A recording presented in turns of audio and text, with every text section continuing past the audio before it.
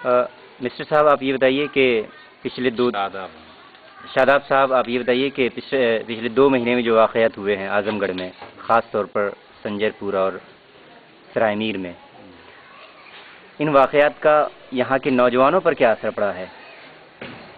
ख़ास तौर से आज संजरपुर का हम बता रहे हैं, पूरा ज़िला तो सहमा ही हुआ है और संजरपुर का तो हर बच्चा सहमा हुआ है। तो यहाँ के छोटे बच्चे भी जो है मेरे समझ तालीम में कम टेंशन में ज़्यादा रहते हैं, हर वक्त डर लगा रहता है, पता नहीं क्या होने वाला है आगे। और हम लोग खुद अपने बच्चों पे नहीं ध्यान दे पा रहे हैं। हम लोग तो हर वक्त यही कि आगे क्या होने वाला है, कहीं ATS वाले आ गए, कहीं STF वाले आ गए, पता नहीं क्या होगा।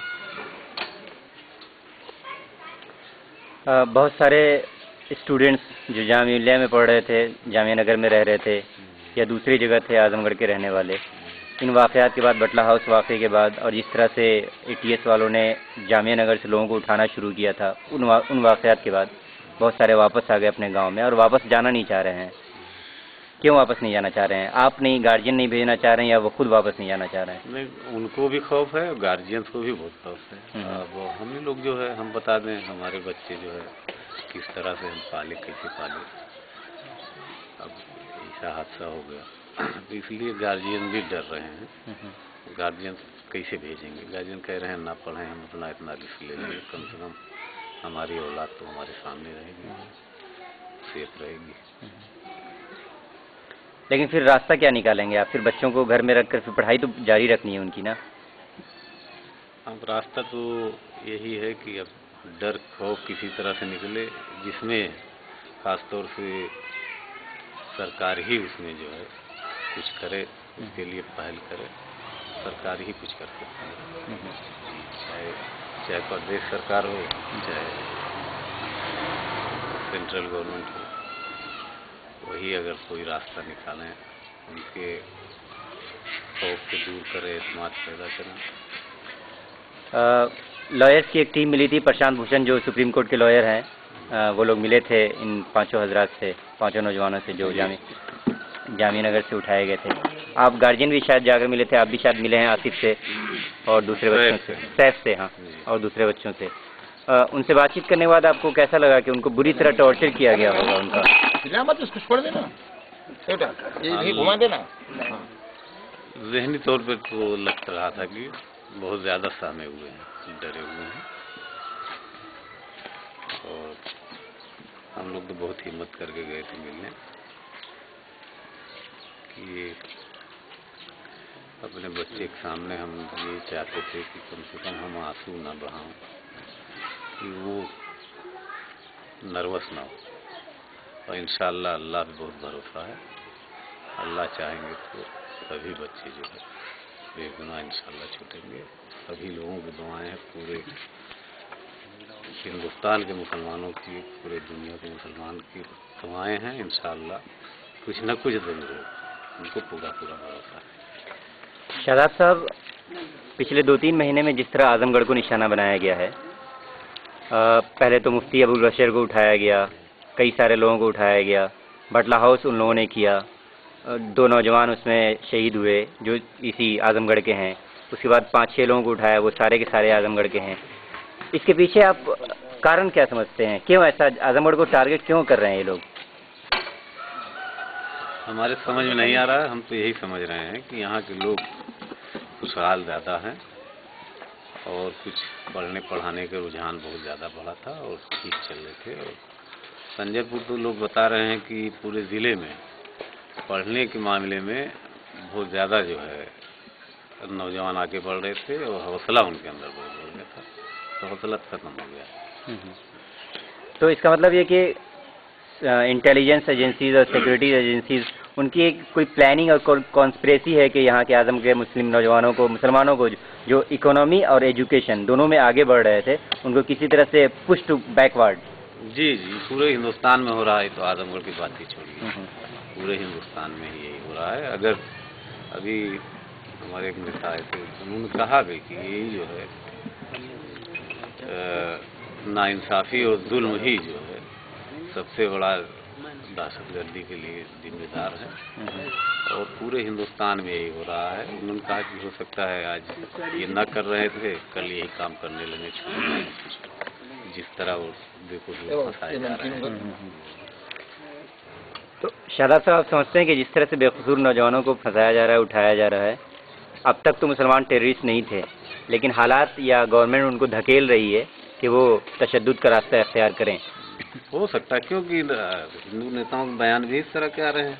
वो तो कुछ भी कह देंगे, जब होता है कोई वाकया होता है कह देंगे क्रिया की प्रतिक्रिया है, तो वो कह देंगे कोई बात नहीं, मुसलमान वही बात कह देंगे क्रिया की प्रतिक्रिया है, खत्म बात। मगर वो मुसलमान अगर कह देगा तो समझ लीजिए कि वो सबसे बड़ा देशद्रोही, आतंकवादी, जो चाहे वो कह लीजिए।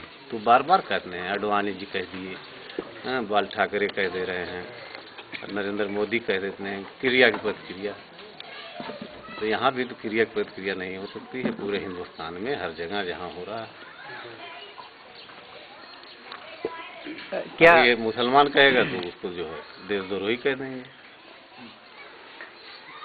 कहीं न कहीं से तो मुसलमानों को जो है दबाया जा रहा है। मीडिया ने जिस तरह आजमगढ़ को बदनाम करने की कोशिश की, आजमगढ़ को आतंकगढ़ का नाम दिया, टेलीविज़न वालों ने ख़ास तौर पर, उसके बाद यहाँ के सारे मुसलमानों को या नौजवानों को एक टेररिस्ट का एक लेबल चढ़ाने की कोशिश किया। क्या शादाब साहब, एक पॉलिटिशियन होने की हैसियत से आपको लगता है कि इस चीज़ ने हिंदू मुस्लिम एकता और हिंदू मुस्लिम कम्युनल हार्मोनी जो है उसको नुकसान पहुँचाया है? हिंदुओं का रवैया मुसलमानों के प्रति बदल गया है? हमने तो जितने मीडिया वाले आए थे, हम तो 2-3 दिन बाद, हम बहुत परेशान थे शुरू में, हम 2-4 दिन बाद हमने सबसे यही कहा कि मीडिया बहुत गलत कर रहा है। कुछ भी होता है, कोई मामला होता है तो उसको मुल्जिम आदमी होता है, मुजरिम नहीं होता। पहले ही आप मुजरिम बना दे रहे हैं। और बार बार कहा कि इससे जो है हिंदू मुस्लिम दूरियां बढ़ रही हैं, इसको कम करना चाहिए। ये नहीं है कौन फंसा कौन फंसाया गया, पहले ये हो कि दूरियां क्यों बढ़ रही हैं। ये दूरियां मीडिया वाले बहुत बढ़ाए, इसका नुकसान ही हो रहा है पूरे देश में। आप संजरपुर के एक जिम्मेदार आदमी हैं। संजरपुर के पस मंज़र में आप बताइए कि यहाँ जो हिंदू मुस्लिम आबादी है उनके दरमियान ताल्लुक़ कैसा है? यहाँ के तो हम बता रहे हैं कि हिंदू बहुत अच्छे हैं। हमारे गांव के, हमारे इलाके के बहुत अच्छे हिंदू, शायद कि मुसलमान भी उतने अच्छे नहीं हैं। हम उनकी बहुत तारीफ करते हैं, बहुत अच्छे लोग हैं और बहुत कायदे से उन्होंने हमेशा हम लोग साथ मिलजुल के रहें। और आज भी एक भी हिंदू, हम हमारे यहाँ जितने मीडिया के लोग आए, चाहे प्रिंट मीडिया हो चाहे इलेक्ट्रॉनिक मीडिया हो, हमसे यही बात जब पूछते थे आप अपने बेटे के बारे में, अपने बारे में, हमने कहा जाके हमारे हिंदू भाइयों से पूछ लीजिए, हम क्या बताएंगे, आप पूछ लीजिए। और हिंदू भाइयों ने बताया, एक एक हिंदू भाई कोई भी जाए पूछ ले, और हम लोगों के बारे में पूछ ले, बच्चों के बारे में, पूरे गांव के बारे में, उससे बेहतर कोई नहीं। अभी भी इन वाक़यात के बाद उनके रवैये में कोई बदलाव नहीं आया, उसी तरह मिलजुल के रह रहे हैं सारे लोग? जी, सभी हिंदू जो है, बता तो रहा हूँ कि हिंदू बहुत अच्छे हैं और हिंदुओं से हम लोगों के ताल्लुकात भी बहुत अच्छे हैं। और कोई हिंदू, हम लोग तो भाई हम लोग हैं, घर के हैं, मगर दूसरे लोग, उन लोगों से पूछिए तो वो खुद बताएंगे वो कैसे थे, बच्चे कैसे हैं, जितने भी बच्चे हैं। कितने बच्चे होंगे अभी गांव में जो बाहर से वापस आ गए हैं दिल्ली से या दूसरी जगह से, जहां पढ़ रहे थे वो लेकिन डर से सॉरी वापस आ गए हैं? वो कितने बच्चे थे? वो वापस सभी आ गए थे, लगभग कुछ लोग गए हैं, अभी तो बहुत से बच्चे नहीं गए। 2-4-6 लोगों को तो मैं जानता हूँ जो नहीं अभी गए हैं, और उनके गार्जियन भी कह रहे हैं हम रिस्क नहीं लेंगे, यहीं रहेंगे, अच्छा बेहतर, पढ़ेंगे नहीं वो चलेगा, मगर हम अपने बच्चों को कुर्बानी नहीं देंगे। और कोई बात अपनी तरफ से बताना चाहें? सभी बात में करीब नहीं है, बस अल्लाह पे भरोसा है, हम यही बात जानते हैं। इंशाअल्लाह अल्लाह चाहेंगे तो सभी बच्चे इंशाअल्लाह छूट जाएंगे। सब मासूम बच्चे हैं, उन सबों की किसी की 16 साल उम्र, 17 साल, 18 साल, 21 साल, 22 साल, इस तरह के बच्चे हैं। अब इंशाअल्लाह उन मासूमों को जो है पूर्ण रंग लाएगा इंशाअल्लाह, जो है अल्लाह चाहेंगे तो बहुत जल्द आएंगे। शुक्रिया।